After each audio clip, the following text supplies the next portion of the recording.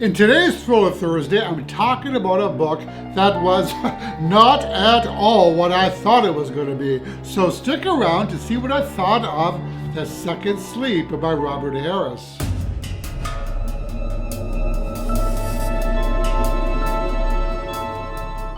Well, hey friends, Roger here, and welcome to my channel, Rogers Reads, and welcome to another Thriller Thursday. So today, I'm talking about The Second Sleep by Robert Harris. So the story opens in 1468 and follows a young priest named Christopher Fairfax who arrives at a local parish in an out-of-the-way Essex village. So he's there to officiate at the funeral of the village priest, Father Lacey, who had died in a fall from a local landmark known as the Devil's Chair. So as he goes through the priest's belongings, he learns that the man was a collector of strange artifacts that he discovered in local digs, including fragments of glass, old coins, and even human bones.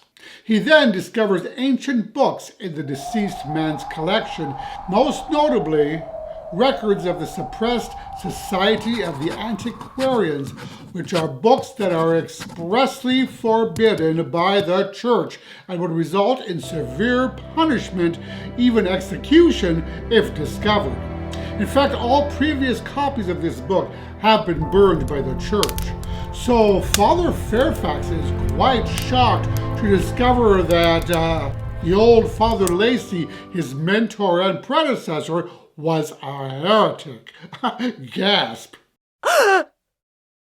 So I can say at this point that the society here in this story completely revolves around the church.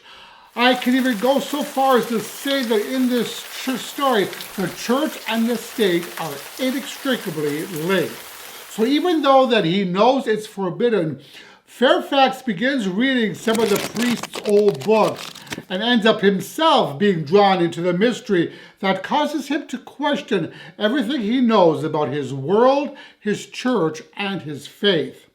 So this was one of those books that ended up being not at all what I thought it was going to be.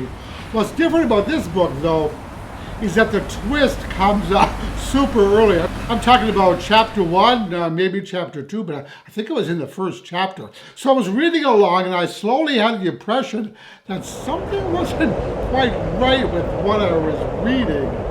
That the passages contained elements that didn't make sense in the story. And I was kind of confused. I would read something and think, wait, what? How in the... And then all of a sudden the light bulb went off and I was like, oh my God, now I get it. So the name of this book, The Second Sleep, is a reference to the antiquated practice of people waking up for a couple of hours during the night, doing errands, going out and socializing, and then going back for their second sleep. Kind of like a second breakfast, I guess. But once the big reveal in the book happens and you understand what's really going on, then the title here takes on a different meaning, a secondary meaning. Now, because of the early twist, I can actually say very little about the story without giving it away. So talking about this is kind of tricky, but I will say that my assumptions and expectations were completely challenged here. You know, I was really fortunate that I went into this 100% blind, thinking that it was a basic historical fiction novel about a priest. But I couldn't have been more wrong. So what we have here then is a highly detailed description of medieval England that follows a priest who, like his predecessor, becomes obsessed with discovering the truth about the past, a truth that has been carefully hidden away. And along the way, Fairfax also discovers that there are certain irregularities surrounding Father Lacey's death. So our protagonist goes on quite a fascinating journey of self-discovery here, and he takes on his predecessor's search, even though knowing that his research could lead to his ruin and his condemnation.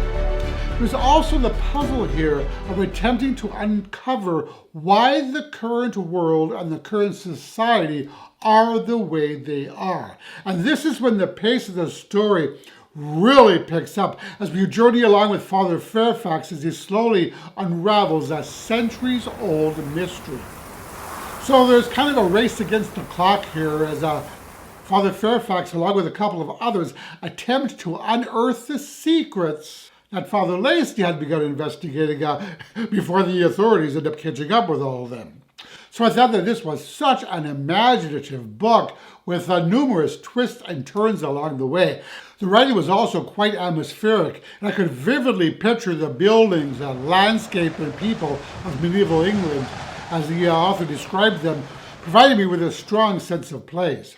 Now, I will say that the truth behind the facade of this story, the actual truth, is utterly chilling and leads the reader, or at least it did for me, into some very uncomfortable and frightening territory. The story was alarming and definitely leads to some serious contemplation about our own society and the dangers of where it might lead us. So in truth, this is a very rich story that deals with several loaded issues such as history, secrets, zealotry, the power of the church, controlling people, the fragility of society, corruption, and hidden knowledge. There are plenty of other themes as well, but I can't talk about them lest I give anything away. Now, my only niggle with the book was the ending, which was so open-ended that it left me with a feeling of dissatisfaction. So if it wasn't for that, which I found a little bit too abrupt for my taste, this would have definitely been a 5-star read for me.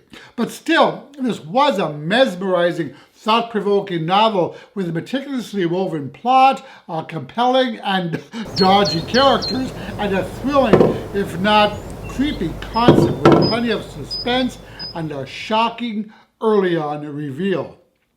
I thought that the story here flowed nicely and it held my interest throughout, especially once the pace picked up after the big literary twist and that sense of urgency was established.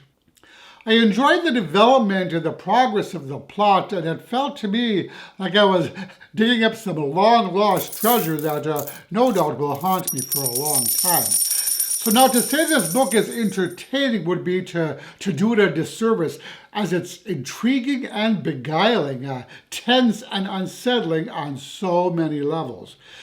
Now, if this book sounds like something you might enjoy reading, I would caution you not to read any reviews of it, because a good number of people have no qualms about spoiling the big reveal. So yeah, shame, shame, shame. Shame. Shame. So in my opinion, this original story is best enjoyed when knowing as little as possible about it.